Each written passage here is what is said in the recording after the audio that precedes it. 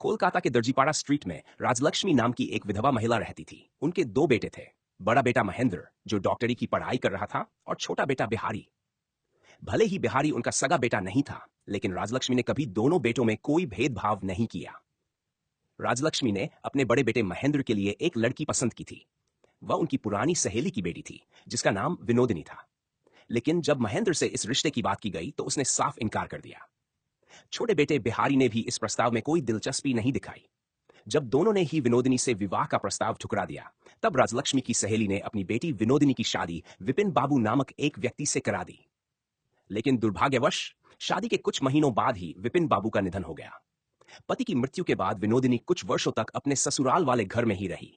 कभी कभी एक व्यक्ति उससे मिलने आता था, वही जिसने कभी उसके पिता के घर पर उसे पढ़ाया था। सादे वस्त्रों में लिपटी, ताउमर शोक में डूबी विनोदिनी की यही नियति बन गई थी। दूसरी ओर कोलकाता में राजलक्ष्मी के एक रिश्तेदार उनके पास एक लड़की आशालता का रिश्ता लेकर आते हैं, लेकिन उनका बड़ा बेटा महेंद्र उस समय शादी के लिए तैयार नहीं था। इसलिए राजलक्ष्मी ने अपने गोदलिए बेटे बिहारी के लिए आशालता का रिश्ता तय करने का निर्णय लिया। आशालता को देखने के लिए राजलक्ष्मी ने अपने दोनों बेटों को एक साथ उसके घर भेजा, लेकिन यह निर्णय आगे कर राजलक्ष्मी के लिए पछतावे का कारण बन गया। जब दोनों भाई आशालता से मिलने गए तो उसकी सुंदरता और सादगी ने महेंद्र को गहराई से प्रभावित कर वह उसके प्रति आकर्षित हो गया और घर लौटते ही अपनी मां से आग्रह किया कि वह स्वयं आशालता से ही विवाह करेगा। दूसरी ओर आशालता ने जब दोनों भाइयों को देखा था तो उसका मन बिहारी की ओर झुक गया था। उसे भी बिहारी बहुत पसंद आया था, लेकिन राजलक्ष्मी के समझाने पर बिहारी ने अपने मन की इच्छा दबा ली और अपने बड़े भाई महेंद्र के लिए आशालता का त्याग कर दिया। बिहारी से आशालता को दूर करने का निर्णय राजलक्ष्मी के लिए भी बेहद कठिन था। उसका दिल जैसे टूट गया था। उसे ऐसा लगा मानो उसने अपने कोख से जन्मे बेटे की खुशी के लिए उस बेटी की जिंदगी की खुशियों का अगला घोंट दिया हो, जिसे उसने अपने बेटे की तरह पाला था। शादी के बाद महेंद्र का स्वभाव पूरी तरह बदल गया। वह दिन भर आशालता के साथ अपने कमरे में बंद रहता, न अपनी मां की परवाह करता, न ही घर परिवार की। राजलक्ष्मी को यह देखकर दुख होता था कि जिस बेटे के लिए उसने सब कुछ कुर्बान किया, वही अब अपनी जिम्मेदारियों से मुंह मोड़ चुका है। महेंद्र अब कॉलेज जाने के बजाय अपना सारा समय अपनी पत्नी आशालता के साथ बिताना पसंद करने लगा था। यह बात राजलक्ष्मी को बिल्कुल अच्छी नहीं लगती थी। उसे लगता था कि उसका बेटा दिन ब दिन निकम्मा होता जा रहा है। ऊपर से महेंद्र और आशालता का घर में मांस मछली खाना, जो ब्राह्मण रीति रिवाजों के विरुद्ध था, राजलक्ष्मी को और भी अखरता था। धीरे धीरे वह अपने बेटे और बहू दोनों से इतनी नाराज हो गई कि घर छोड़कर अपने गोद लिए बेटे बिहारी के पास गांव चली गई। उसी गांव में विनोदिनी भी रहती थी, जो अब विधवा थी। जब राजलक्ष्मी गांव पहुंची तो विनोदिनी उनकी सेवा के लिए वहां आने लगी। राजलक्ष्मी को विनोदिनी का साथ बहुत अच्छा लगने लगा, क्योंकि वह उसकी बहू आशालता की तरह अनुभवहीन नहीं थी। वह पढ़ी लिखी थी, अंग्रेजी जानती थी और प्राचीन ग्रंथों का गहरा जान रखती थी। उसने राजलक्ष्मी की कई पुरानी मान्यताएं भी बदल दी। पहले राजलक्ष्मी को लगता था कि ब्राह्मणों को चाय नहीं पीनी चाहिए, इससे धर्म भ्रष्ट होता है। लेकिन विनोदिनी के साथ समय बिताने के बाद राजलक्ष्मी की सोच बदल गई। अब वह रोज चाय पीने लगी और उसे यह एहसास हुआ कि ऐसी बातों का कोई तर्क नहीं होता। राजलक्ष्मी कई दिनों तक गांव में ही रही, लेकिन महेंद्र ने कभी उसकी खबर नहीं ली। वह पूरी तरह आशालता के प्रेम में डूब चुका था। हालांकि वह कभी कभी अपने छोटे भाई बिहारी को चिट्ठियां लिखा करता था, लेकिन उनमें भी कोई जरूरी बात नहीं होती थी। उन पत्रों में वह बस अपनी पत्नी आशालता की सुंदरता का बखान करता और उसकी लिखी कविताएं भेजता, जैसे वह बिहारी को यह जताना चाहता हो कि अगर उसकी शादी आशालता से हुई होती तो वह भी वही सुख पा सकता था जो इस समय महेंद्र भोग रहा था। एक दिन राजलक्ष्मी ने बिहारी से कहा कि वह महेंद्र की आई हुई चिट्ठियां पढ़कर सुना दे। उन चिट्ठियों में महेंद्र ने अपनी पत्नी आशालता के जीवन और सुंदरता का बहुत भावुक और विस्तार से वर्णन किया था। राजलक्ष्मी को यह सब सुनना अच्छा नहीं लगा, इसलिए उसने तुरंत ही चिट्ठियां सुनने से मना कर दिया। लेकिन विनोदिनी को वे पत्र पढ़ना बहुत अच्छा लगा। जब वह उन्हें पढ़ती तो ऐसा महसूस करती जैसे वे प्रेम से भरी बातें उसके लिए लिखी गई हों।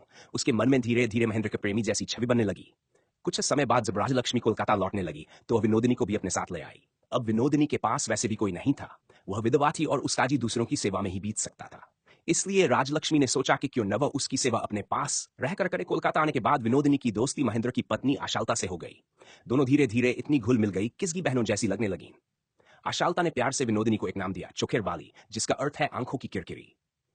आशालता जितनी भोली, मासूम और अनुभवहीन थी, विनोदिनी उतनी ही समझदार और आत्मविश्वासी थी। उसका अपना व्यक्तित्व था और कोई भी उस पर अपनी इच्छा नहीं थोप सकता था। विनोदिनी की मौजूदगी सबको पसंद आने लगी, लेकिन अब तक उसकी मुलाकात महेंद्र से ठीक से नहीं हुई थी।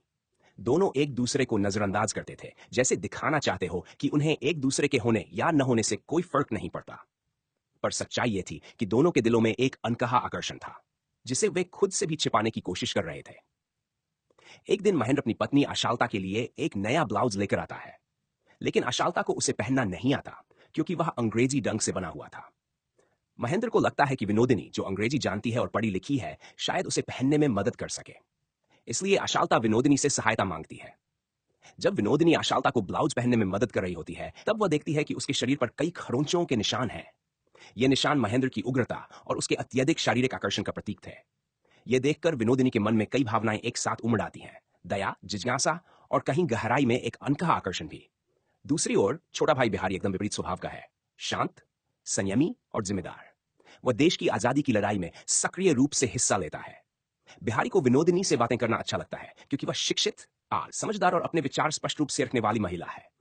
अगले दिन वह विनोदिनी को उनके साथ पिकनिक पर चलने का निमंत्रण देता है। सभी लोग पिकनिक पर जाते हैं और बहुत आनंदपूर्ण समय बिताते हैं। वहां आशालता अपने देवर बिहारी से कहती है कि उसके लिए तालाब से एक कमल का फूल तोड़ लाए। बिहारी पानी में उतरता है और जब वह झुककर फूल तोड़ता है तो उसका अठीला शरीर पानी में छलक उठता है। आशालता अनजाने में उसकी तारीफ कर बैठती है, बिना यह समझे कि यह बात उसके पति महेंद्र को बुरी लग सकती है। वहीं दूसरी तरफ पिकनिक के दौरान विनोदिनी के पैर में एक कांटा चुभ जाता है। जब महेंद्र उसके पास जाकर वह कांटा निकालता है तो यह पहली बार होता है जब उसने विनोदिनी को छुआ। उसी क्षण दोनों के बीच एक गहरी अनकही भावना जन्म लेती है। विनोदिनी अब भी जवान थी और उसकी जिंदगी लंबी पड़ी थी। भले ही वह विधवा थी, पर उसमें जीवन और चाहत बाकी थी। दूसरी ओर बिहारी अब तक अविवाहित था, शांत, संयमी और विनम्र स्वभाव का। वह विनोदिनी से हमेशा सम्मानपूर्वक बात करता और उसकी ओर एक सच्चे शालीन लगाव से खिंचता चला जा रहा था। एक दिन एक महिला छोटे बेटे बिहारी के लिए अपनी बेटी का रिश्ता लेकर राजलक्ष्मी के घर आती है। यह बात विनोदिनी को बहुत बुरी लगती है। वह उस समय सब्जी काट रही होती है, लेकिन उसका ध्यान पूरी तरह उन महिलाओं की बातों पर होता है।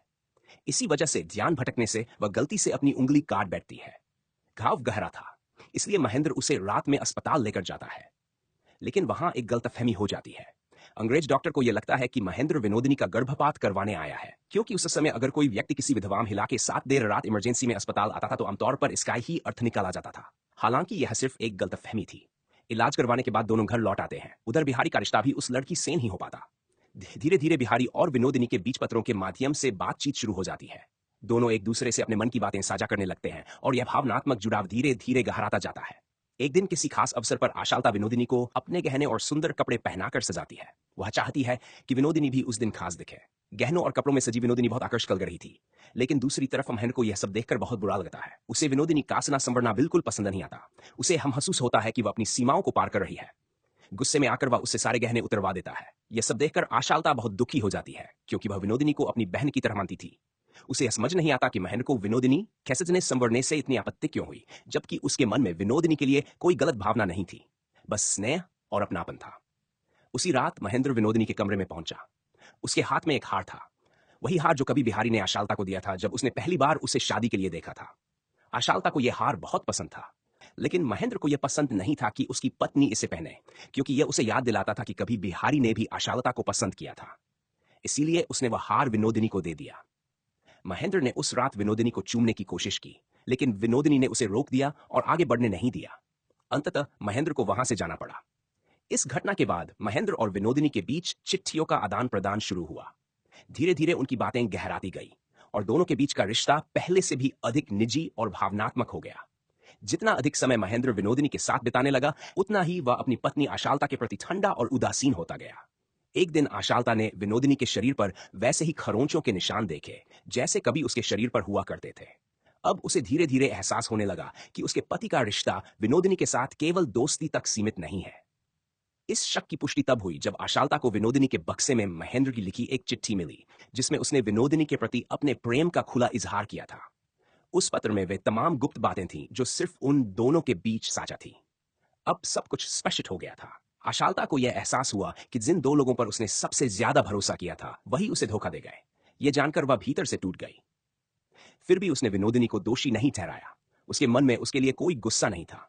वह यह सोचती है कि महेंद्र ने विनोदिनी को चुनकर कोई गलती नहीं की, क्योंकि विनोदिनी उसे हर मायने में अधिक शिक्षित, समझदार और आकर्षक थी। लेकिन अपने पति के विश्वासघात को जानते हुए भी आशालता अब उस घर में नहीं रह सकती थी। इसलिए वह सब कुछ छोड़कर पश्चिम की ओर चली जाती है। खैर, जहां वह एकांत में रहकर भजन कीर्तन करती है और अपने जीवन के शेष दिन ईश्वर की भक्ति में बिताने का निर्णय लेती है। जाने से पहले आशालता ने अपने मन की सारी बातें एक चिट्ठी में लिख दी थी। एक ऐसी चिट्ठी जिसमें उसके दर्द, टूटे हुए भरोसे और त्याग की कहानी थी। आशालता के काशी चले जाने के बाद महेंद्र की मां राजलक्ष्मी को भी विनोदिनी पर शक होने लगा। उसे लगने लगा कि घर में जो कुछ भी गलत हुआ है उसकी रखी नखी विनोदिनी ही है। इसलिए गुस्से और अपमान की भावना में राजलक्ष्मी ने विनोदिनी को घर से निकाल दिया।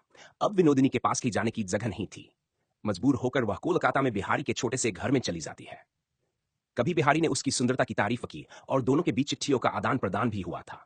इसीलिए विनोदिनी को उम्मीद थी कि बिहारी उसे अपने जीवन में जगह देगा। लेकिन जब बिहारी को महेंद्र और विनोदिनी के बीच के रिश्ते के बारे में पता चलता है तो उसे अपने घर से वापस भेज देता है। वह साफ कह देता है कि अब वह उससे शादी नहीं कर सकता। विनोदिनी बहुत विनती करती है, आंसू है, पर बिहारी उस पर थोड़ी भी दया नहीं दिखाता। वह दृढ़ रहता है और विनोदिनी को अपने घर में ठहरने की अनुमति नहीं देता। अब विनोदिनी पूरी तरह अकेली रह जाती है। कहीं ठिकाना न होने के कारण उसे वापस अपने गांव लौटना पड़ता है। 2 दिन बाद महेंद्र वहां पहुंच जाता है। वह उसे वापस ले जाने के लिए आया है। विनोदिनी से आग्रह करता है कि वह उसके साथ कोलकाता लौट चले। अब विनोदिनी के पास एक मौका था। अगर वह चाहे तो मां के साथ वापस जाकर उसी घर में रहती थी और अपनी सहेली आशालता के हिस्से का प्यार पास करती थी। लेकिन विनोदिनी ऐसा नहीं करती। इसके बजाय वह उससे एक विनती करती है कि वह उसे बिहारी के पास ले जाए। बिहारी इस समय काशी में अपनी भाभी आशालता की खोज खबर लेने गया है। विनोदिनी महेंद्र से हवादा भी लेती है कि अब से वे दोनों एक दूसरे के बीच कोई शारीरिक संबंध नहीं रखेंगे। इसके बाद दोनों साथ में काशी की ओर चल पड़ते हैं। लेकिन अब उनका यह सफर आत्मा के पश्चाताप और प्रायश्चित का सफर बन चुका है। काशी में महेंद्र और विनोदिनी काफी समय तक रहते हैं। एक दिन घाट पर बिहारी उनसे मिलने आता है। वह दुख दखर लाता है कि महेंद्र की मां राजलक्ष्मी का निधन हो गया है। यह सुनकर महेंद्र वापस कोलकाता लौट जाता है। इस बार वह अपनी पत्नी आशालता को भी अपने साथ ले जाता है। लेकिन बिहारी काशी में ही रुक जाता है क्योंकि अब उसके मन में विनोदिनी के लिए सच्चा प्रेम जाग चुका है। उसे विश्वास है कि अब विनोदिनी उसे मना नहीं करेगी। इसलिए वह उससे शादी का प्रस्ताव रखता है और सोचता है कि अगले दिन वह हाट पर आकर विनोदिनी से शादी करके उसे अपने साथ कोलकाता ले जाएगा। परंतु अगली सुबह जब वह घाट पर पहुंचता है तो वहां विनोदिनी नहीं होती। वहां केवल उसकी एक चिट्ठी लिखी होती है। उस चिट्ठी में विनोदिनी ने बिहारी से माफी मांगी होती है कि वह यहां से जा रही है। उसने एक दूसरी चिट्ठी आशालता के नाम भी छोड़ी होती है। आशालता को लिखी उस चिट्ठी में विनोदिनी ने बहुत गहरी बात कही थी। हम औरतें अपने पति के घर को ही पूरा संसार समझ लेती हैं, लेकिन असली दुनिया इससे कहीं बड़ी है। जैसे दुनिया में अलग अलग लोग हैं पर फिर भी सब एक है, वैसे ही हमें भी अपने शिकवे गिले भूलकर एक दूसरे को माफ कर देना चाहिए। विनोदिनी कहती है कि वह आजाद ख्यालों की स्त्री है जो किसी के बंधन में बंधकर नहीं जी सकती। उसे किसी पुरुष के सहारे की आवश्यकता नहीं। वह भारत के किसी भी कोने में जाकर अपनी पहचान खुद बना सकती है। वह अपना कोई पता नहीं छोड़ती और फिर कभी किसी को दिखाई नहीं देती। बिहारी ने उसे बहुत खोजा पर वह कभी नहीं मिली। शायद वह सचमुच अपना संसार इस बड़ी दुनिया में कहीं ढूंढने निकल